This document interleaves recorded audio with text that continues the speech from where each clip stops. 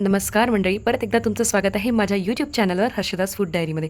मला ना राईस खूप जास्ती आवडतो आणि तो माझा कम्फर्ट फूड पण आहे. त्यामुळे मी नेहमी राईससोबत काही ना काही नवीन एक्सपेरिमेंट करतच असते. आणि खरं सांगायचं तर ना, माझी फॅमिली आणि फ्रेंड्सला हा स्ट्रीट स्टाईल तवा पुलाव खूपच जास्ती आवडतो.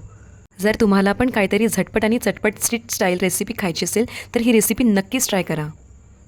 आणि तवा पुलावसाठी लागणारा मेन इन्ग्रेडियंट आहे बासमती राईस, जो मी दावतचा यूज करणार आहे. तुम्ही कुठला पण यूज करू शकता. ग्रॉसरी शॉपमध्ये पुष्कळशे बासमती राईसची व्हेरायटीज असतात, ब्रँडेड आणि नॉन ब्रँडेड, पण मी नेहमी दावतचाच यूज करते. पण तुम्हाला जर बासमती राईस नसेल आवडत तर तुम्ही या व्यतिरिक्त दुसरी व्हेरायटी पण यूज करू शकता, जी आहे अब्बा हुजूर आणि चिनोर कालीमूच. चिनोर कालीमूच जेव्हा आपण कुक करतो तर सुगंध घरी एवढा सुंदर दरवळतो की पोट भरते पण मन नाही भरत. तर आपल्या तवा पुलावला लागणारी ही इन्ग्रेडियंट तर घरी असणं मस्ट आहे. त्याकरिता आपल्याला लागणार आहे 1 बोल राईस, 1 कॅरेट, 2 तेजपान आणि केवडा एसेन्स, ज्याने पुलावला खूप सुंदर सुगंध येणार. आणि फूड कलर लागेल, जो इथे मी लेमन येलो यूज करत आहे. आणि ओनियन लागेल आपल्याला 2, आणि कॅप्सिकम आणि 2 टमाटर. तर राईस बॉईल करण्याकरिता आपल्याला लागणार आहे खडे मसाले, जे मी यूज केले आहे. मोठी इलायची इथे, आणि 1 छोटं कलमी, 1 कर्णफूल, 2 मिरे, 1 लवंग आणि 1 छोटी इलायची. तर पुलावला खूप सुंदर कलर येण्याकरिता मी इथे lemon yellow food colour use करणार आहे. तर आपण इथे 1 बोल राईस यूज करणार आहोत, कारण माझा अजून लंचच झालेला नाही. आणि तुम्हाला माहिती आहे बाकी घरच्यांनी काय केलं? माझी वाट न बघता सरळ जेवण संपवलेलं आहे.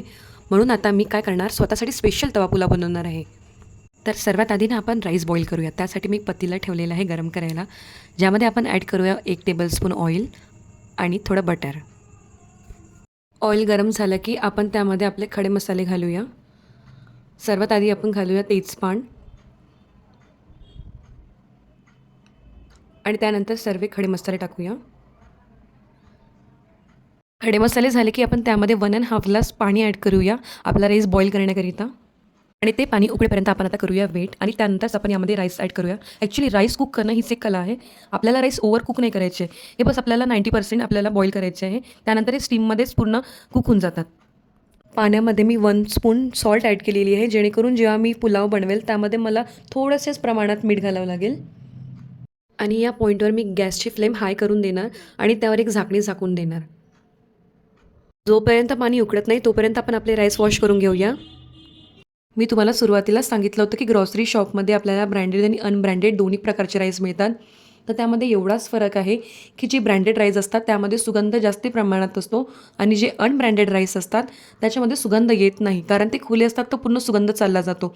तर त्यासाठी फ्लेवर त्याचं उठून यावा म्हणून आपण त्याच्यात जास्त प्रमाणात थोडासा केवडा इसेन्स जर यूज केला तर सेम टेस्ट येतो आपल्या राईसची. 5 मिनिटाकरता आपण जेव्हा हाय फ्लेमवर गॅस करतो तोपर्यंत आपल्या राईसचं बॉईल वॉटर रेडी होऊन जाते. आपण आता बॉईल वॉटरमध्ये 1 स्पून फूड कलर ॲड करूया, आणि ते तुम्ही बघू शकता पाण्याला किती सुंदर कलर आलेला आहे. आता आपण त्यामध्ये 1 स्पून केवडा एसेन्स ॲड करू, आणि या केवडा एसेन्समुळे घरात एवढा सुंदर सुगंध दरवळतो की माझे पोटातले पाहुणे पण आता वेट करू शकत नाही आहे. पाणी परफेक्ट गरम झाल्यावर आपण त्यामध्ये ॲड करूया राईस. जोपर्यंत राईस कुक होत आहे तोपर्यंत आपण आपला व्हेजिटेबल्स चॉप करून घेऊया. मी कॅरेट माझं पील ऑफ केलेलं आहे, आणि या पेन नाईफनी फक्त मी टोमॅटोज कट करणार आहे. आणि बाकी व्हेजिटेबल्ससाठी मी दुसरा पेन नाईफ यूज करते, हा थोडा शार्प आहे.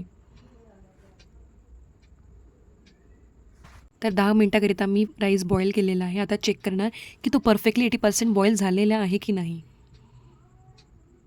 तर राईस एकदम परफेक्टली कुक झालेला आहे. बॉईल राईस पूर्ण कुक झालेला आहे की नाही झाला हे चेक करण्याकरिता मी एक राईसचा दाणा हातावर घेतलेला आहे, आणि तो प्रेस केला की पूर्ण तुटत नाही आहे. त्यामुळे समजून येतं की आपला राईस परफेक्टली कुक झालेला आहे. तर आता आपण गाळणीमध्ये पुन्हा राईस टाकून पाणी आणि राईस वेगवेगळं करून घेऊया. तर आपला राईस परफेक्टली कुक झालेला आहे, जो की आपल्याला बस 80%च पाहिजे होता. आणि एक एक दाणा आपण बाजूला काढू शकू असा हा मोकळा झालेला आहे. पुलावसाठी लागणारा सेकंड मेन इन्ग्रेडियंट आहे पावभाजी मसाला, जो मी इथे 5 टेबलस्पून यूज केला आहे, आणि मीठ स्वादानुसार, आणि थोडं टर्मरिक पावडर यूज केलेलं आहे मी, आणि रेड चिली पावडर. आणि आता तुम्हाला वाटत असेल ही तर म्हणली तवा पुलाव, पण तवा आहे कुठे? तर मंडळी, आज मी तवा वापरत नाही आहे, कारण जो आपला पारंपरिक लोखंडाचा तवा असतो ना, त्यावर आपण टोमॅटो घातलं तर ते थोडंसं रिॲक्शन होतं. ॲक्च्युली टमाटरमध्ये सॅट्रिक आणि मॅलिक ॲसिड असते, आणि लोखंडाचा तवा म्हणजे रिॲक्टिव्ह मेटल सरफेस असतो.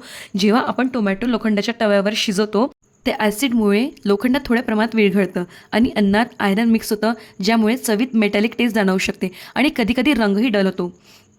हे थोड्या वेळेसाठी आणि कमी प्रमाणात केलं तर हानिकारक नाही आहे. उलट शरीराला लोखंड मिळू शकतं, पण जास्त वेळ ठेवलं की टेस्ट आणि टेक्स्चर खराब होतो आणि त्यात मेटॅलिक फ्लेवर येऊ शकतो. आणि इथे एक झालेली आहे गंमत. ब्लिंकिटवाले दादा आले उशिरा आणि तोपर्यंत मी माझा व्लॉग सुरू करून घेतला आणि त्यामुळे मी तुम्हाला सांगायचेच विसरली की यामध्ये आपल्याला पत्ताकोबी पण ॲड करायची होती. मी हिला फाईन चॉप करून घेतलेला आहे. इथे ऑइल झालेलं आहे गरम. सर्वात आधी मी टाकणार आहे यामध्ये कॅरेट. तुम्हाला प्रश्न पडला असेल की कॅरेट आपण आधी का टाकत आहे, तर कॅरेट थोडं हार्ड असतं शिजायला आणि हे सीड्सचे कॅरेट असतात, त्यामुळे याला आपण आधी टाकतो की हे थोडं लवकर कुक व्हायला पाहिजे म्हणून. ॲक्च्युली सीड्सचे कॅरेट आहे ना, ते सॅलेड, पुलाव आणि सँडविचसाठीच परफेक्ट असतात. याचा हलवा एकदम टेस्टलेस असतो आणि पुलावसाठी आपल्याला बस टोमॅटोज ओव्हरकुक करायचे आहे. बाकी कुठलीच व्हेजिटेबल आपण ओव्हरकुक करणार नाही आहोत, त्यामुळे पुलावला खूप छान फ्लेवर येतो. तर कॅरेट हाफ कुक झाले आहे. त्यामध्ये आता मी जिंजर आणि गार्लिक पेस्ट टाकणार आहे 1 स्पून.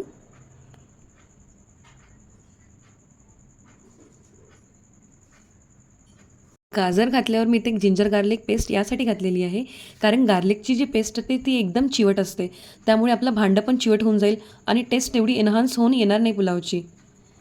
त्यामुळे इथे मी गाजर टाकल्यावरच ॲड केलेली आहे पेस्ट. तर आपण आता यामध्ये ॲड करूया टोमॅटो. तुम्ही ते टोमॅटो प्युरी पण यूज करू शकता, पण मी ते एकदम फाईन चॉप केलेले टोमॅटो यूज केलेले आहे, जे की लवकरच शिजून जातात आणि एकदम आपल्याला हे फाईन शिजून घ्यायचे आहे. तर आता आपण टोमॅटोमध्ये पूर्ण मसाले घालून देऊया.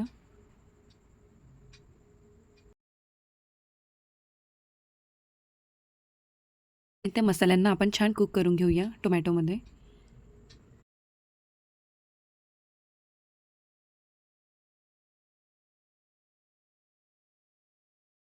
आणि आता आपलं टोमॅटो झालेलं आहे कुक. आपण त्यामध्ये आता व्हेजिटेबल्स घालूया.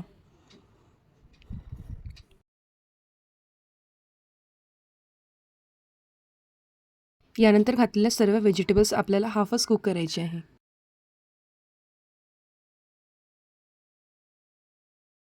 हे आपण यामध्ये आता घालूया पत्ताकोबी.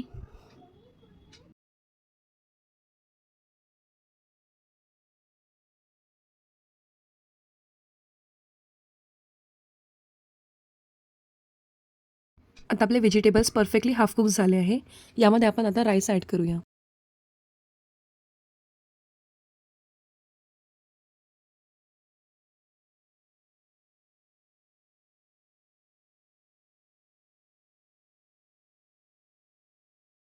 आता आपला स्ट्रीट स्टाईल तवा पुलाव झालेला आहे, माझ्या पोटाला तृप्त करण्यासाठी रेडी. आणि आता आपण याला कोरिअँडरने छान गार्निश करून घेऊया. आपल्याला सॅलडसाठी लागणार आहे सॉल्ट, फूड कलर आणि रेड चिली पावडर आणि एक हाफ लेमन.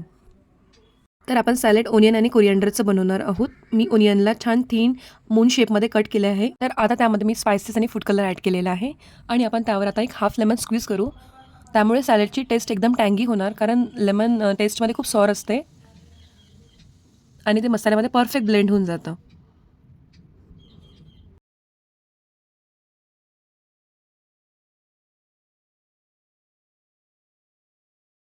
आणि आपलं सॅलड झालं आता परफेक्टली मिक्स आणि हे रेडी आपण सर्व करायला आता. मंडळी, हा स्ट्रीट स्टाईल तवा पुलाव तुम्हाला कसा वाटला ते कमेंटमध्ये मला नक्कीच सांगा.